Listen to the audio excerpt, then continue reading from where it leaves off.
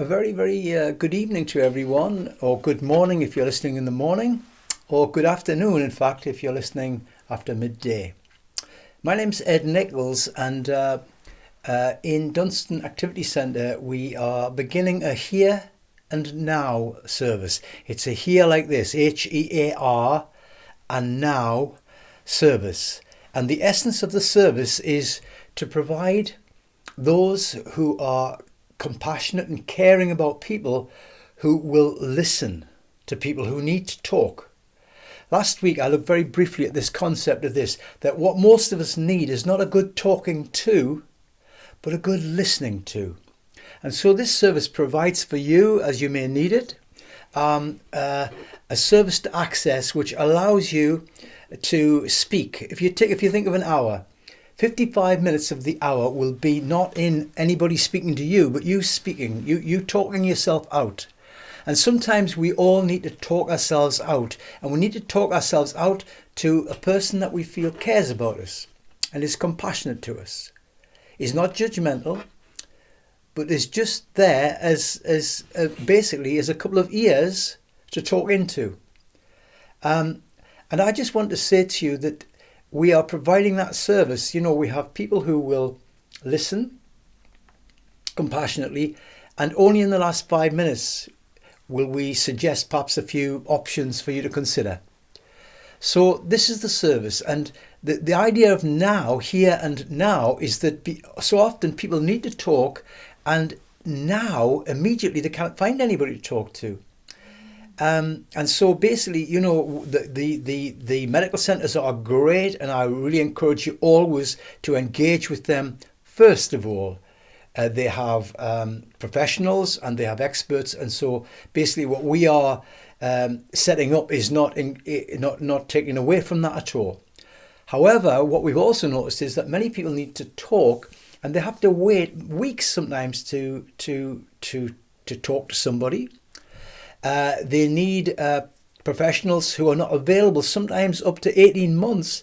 And so what we are looking to do is to enhance all of this, not to replace anything more professional. Can I speak to you today about something? Just this idea that there is healing in being listened to. There is healing for you and for me and for us all in being listened to.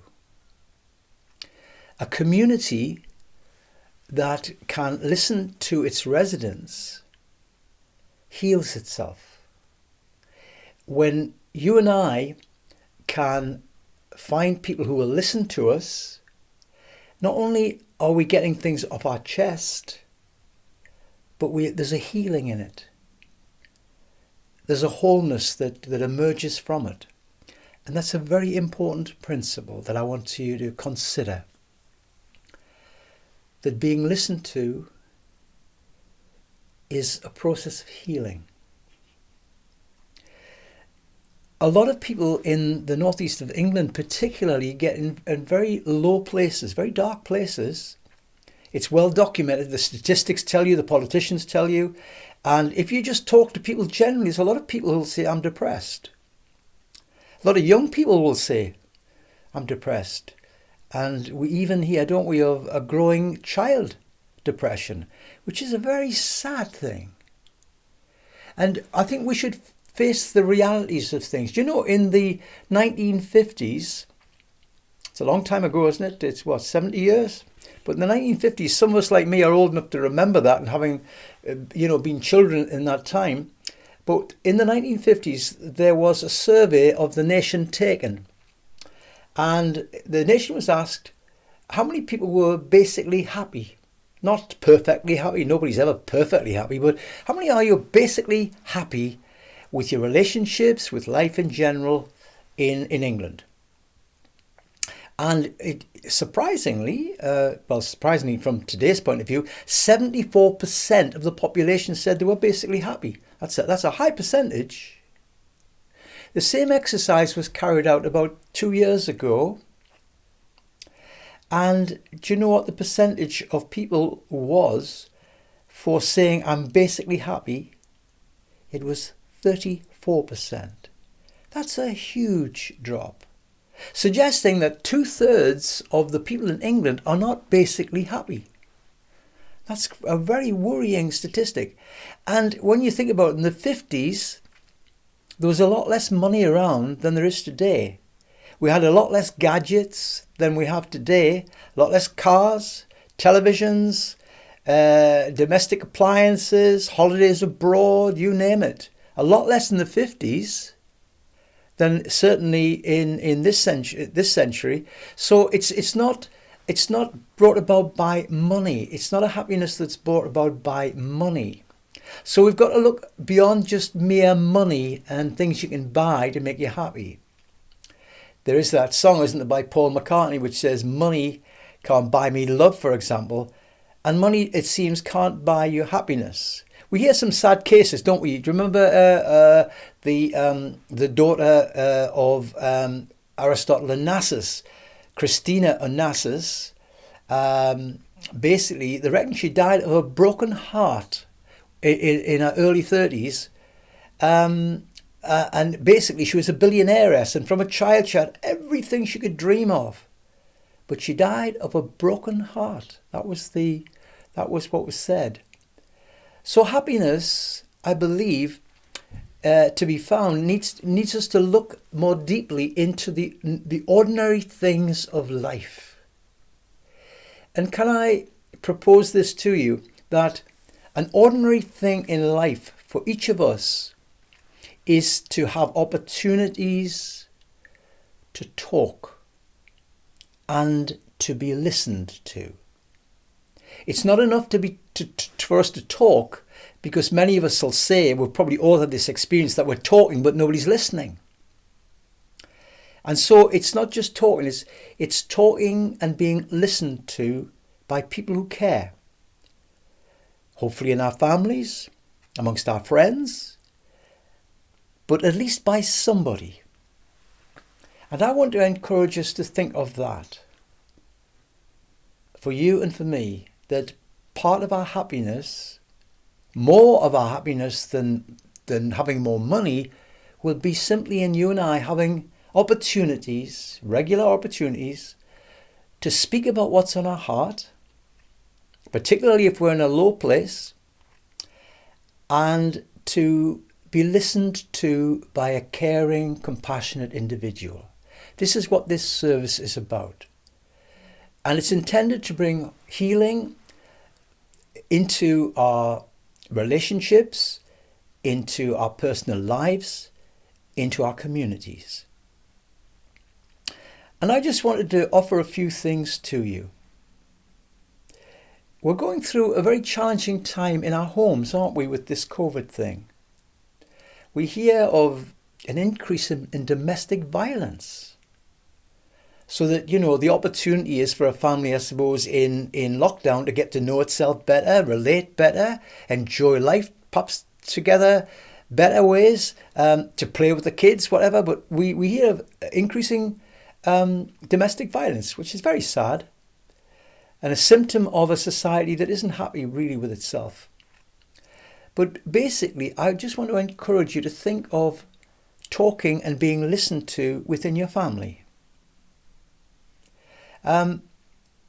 If you have a partner, a husband, a wife, a boyfriend, a girlfriend, basically, obviously, the thing that is most important in your relationship is that each of you can talk to each other, but not only talk, that you can be listened to by the person that you're speaking to.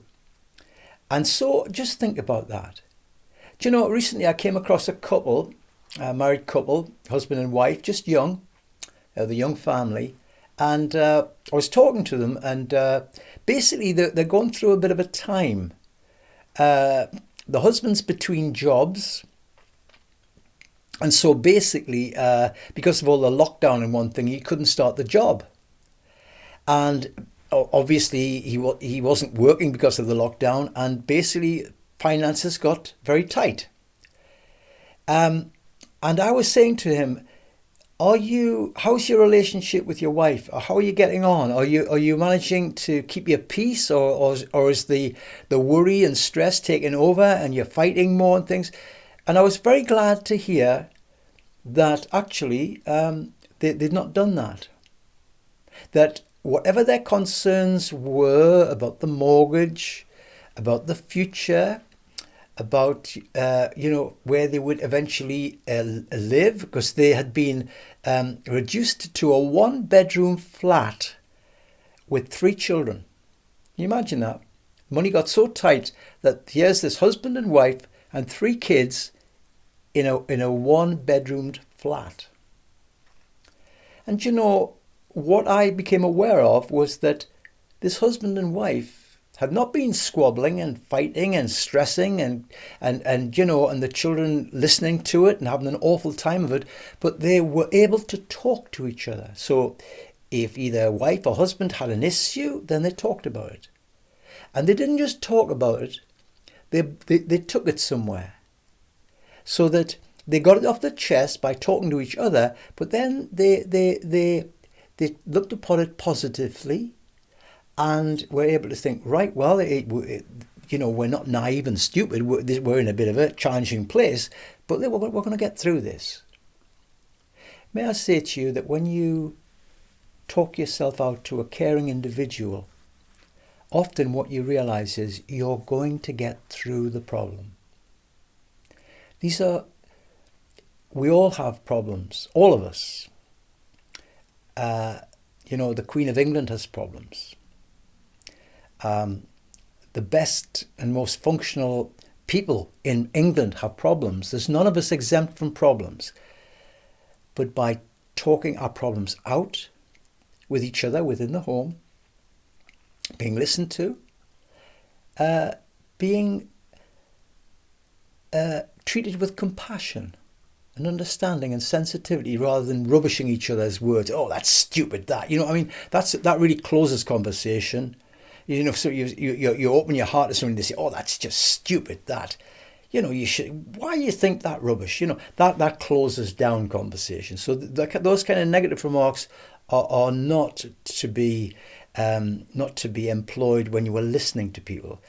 We're just trying to listen. And a good way of trying to listen to a person is to try to imagine yourself in their shoes and how they're seeing it. You might see it very different, but if you try to empathize, you get into their shoes and you start thinking, I'm beginning to see how he thinks, she thinks. Then you're developing something called understanding. Isn't it lovely when somebody understands us? And isn't it awful when people don't? So I believe as a community we need to learn this art of listening to each other sensitively. And we're looking at within the home. Sadly, I came across a couple in the neighbouring village, and they've been married about, 50 years or so. And the wife said that basically she sleeps with this guy, lies right next to him, and he might as well be on Mars and her on Earth. Because they've stopped talking to each other, they've stopped listening to each other, and now they're strangers to each other. At the heart of good relationships in our homes is the opportunity to talk and be listened to. It builds relationship. And if we can be sensitively listened to and empathized with, then there's a healing in our relationships. And it's never too late to learn to do that. I've been married 56 years. And if I'm very honest with you, I've had to learn these things. They weren't natural to me. Sometimes the models in my life didn't teach me that. Nobody in school taught me that. So I had to kind of learn it as I went along. It's never too late to learn. You've heard you can't teach an old dog new tricks. Well, this is one old dog which tells you differently. You can. old dogs can learn new tricks. If we're teachable in the things that are good, we can all learn new things that are good things. And I think we should all learn this art of listening to those who are talking to us. And some of us need to learn to open up and talk ourselves out. And so if you bring those two things together within your home, somebody who is learning to listen compassionately and sensitively, and someone else who's learning to talk themselves out, can you see that's going to be a healing in that process for both, which is going to positively affect their relationships, their happiness in life, the quality of their living, the way they see the future. I believe that, this whole COVID-19 pandemic need not destroy us. I think we should take account of it realistically and wisely. But I believe that if we can keep our relationships in good condition, most of the sting of things like COVID-19 will be removed. Husbands, wives, partners, boyfriends, girlfriends, our relationships are as good as our ability to talk to one another, to listen to one another sensitively. In these things, we have the opportunity to love life and see many good days. Let's think of our children, if we can, for a moment as well. I don't know about you. I have two girls and two boys, and if I'm very honest with you, I've had to learn to listen to them over the years. Now they're obviously they're not teenagers anymore. They're adults with families of their own, but you hear some very alarming cases, don't you? Do you know, when I was teaching, there was a boy one day came into school late, and basically he was just going crazy in the playground. He wasn't being violent or hitting anybody, but he was just knocking over bins and shouting his head off, and in an awful way. And anyway, when one of the teachers eventually got the boy he was about 14, got the boy into a room, what he found was this: the boy used to go home at lunchtimes. He was given money to eat out, but he used to like to go home, and he needed to talk. He needed to talk to his mother. It was a single parent family, and he needed to talk to her. And when he got home, his mother was watching the television, and he went into the living room, and the mother apparently, looked up at him for a few seconds, and then she looked back at the television. And he wanted to talk so badly, and that's what he got. And he tried to talk, but it was just basically a woman who wanted to watch the television and not listen to him. So basically, he come back to school, and then he sort of, when people got to listen to him, he poured it out. He said, "This has gone on for years, and it just all burst out in me, and I'm sorry, for knocking the rubbish bins over and things, and shouting my mouth up. But it was just too much today. When she looked away from me, back at that television, I realised she's not going to want to listen to me, what's on my heart." And he says, "Just burst." And our children, boys and girls, our teenagers, they need us to be good listeners, we parents, to be good listeners. Because, they have a lot to talk about. If they had a bad day in any way, and at school, whether they're children, a bit of bullying, the kind of thing, fallouts with friendships, or they don't feel good about themselves, as happens in teenage years. They don't like their hair, they don't like their shape. Young men are a bit unsure about themselves.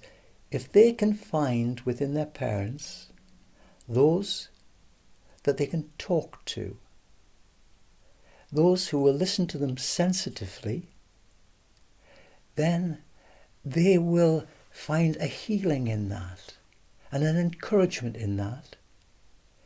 And they will emerge from that process as secure young people. Secure children, secure young people. And again, the statistics say that in our nation, did you know that in the primary schools, this is a United Nations survey, in the primary school in this country, they asked the children 2 questions. They said, do you feel that people treat you kindly most of the time? And do you feel safe most of the time? Do you know, in our infants and junior school children, only 1/3 of them said that they did feel that people, generally speaking, were kind to them and that they felt safe, generally speaking. 1/3 of our children in the infants and junior school. I was appalled by that statistic. Why is that so? I believe that if children can talk, are encouraged indeed to talk by us parents, and are sensitively listened to by us, so that if the television's in the way, we just turn it off. We're going to listen to something better than the television. We're going to listen to the voice of our children. We're going to listen to those we love. And we're not going to half listen, we're going to really listen. Then we will bring a healing around in our children, whatever their difficulties and challenges are, and they will have a security. Isn't it lovely, we who have children, isn't it lovely to feel that at the end of being with us as parents, that our kids are secure? Because unless they're secure, they will never realise their potential. However intelligent they are, until they are made secure, they will never realise their full potential. All the psychologists from Maslow will tell you that. It isn't just my opinion, it's well documented. So, parents, we can contribute to the healing of our families in our children by listening to them. Goodness, you remember when you're a teenager, it's all happening physically and amongst your peer groups, it's all happening. Your mind's getting filled with all this, that and the other. The media's throwing all kinds of stuff at you, telling you what you ought to be or what you should look like. So our teenagers need an awful lot of listening to. And we may need to even encourage our children to talk, because sometimes that is difficult for them. To encourage them to talk and then to listen to them. And that can do wonderful things. Do you know, I heard of a sad case of a girl. She's now a woman. She's now about 40. And she says, over the years I've been having this dream. And I said, oh, what's the dream about? She said, well, I have this dream. I'm a child. And I'm talking. And I'm lifting my voice, so I can be heard. But I just don't feel anybody can hear me. However loud I talk, I don't feel anybody can hear me. And when I traced that out a bit, she felt that she knew that her parents loved her. But yet she remembers feeling they're not listening to me. They're not really listening to the point where they understand that I'm not doing very well at school, in my life, the way I see myself, and the way others see me. And here she is, a woman still having the same dream. She's a little girl still in the dream. She's still talking and trying to be heard, but nobody's listening. She says, no matter how loud I speak, nobody can hear me. Isn't that a sad thing? But we don't need to be caught up in sad things. We can listen. We can, by listening, wonderfully transform people. That's the power of being able to talk yourself out and to be sensitively listened to. It has great, great power. And so I want to encourage us in closing, just with this whole idea, that basically in this community, in the communities of Inner West Gateshead, and indeed in Newcastle and the northeast of England. Let us engage together in bringing healing to individuals, particularly in times of high depression rates, of very, very tragically high suicide rates, of adolescent depression, of self-harming, all these horrible things, of even children who don't want to go to school for various reasons. We can bring a healing not by getting a crack psychologist in from London or a crack psychiatrist in from New York, but just in the simple human things like talking ourselves out when we're troubled and listening to each other sensitively. I want to encourage you in those things. And then, instead of just saying, oh, we want our communities to be built up again, in all of this, our communities will be built up again. They'll be built up in what you might call, without being soppy, love. If anyone feels that they want to have an opportunity and they're finding it difficult to find anyone to talk to, family, friends, whatever, and you need an opportunity to speak yourself out, talk yourself out, get things off your chest, this here and now service which we're presenting from Dunstan Activity Centre is there for you.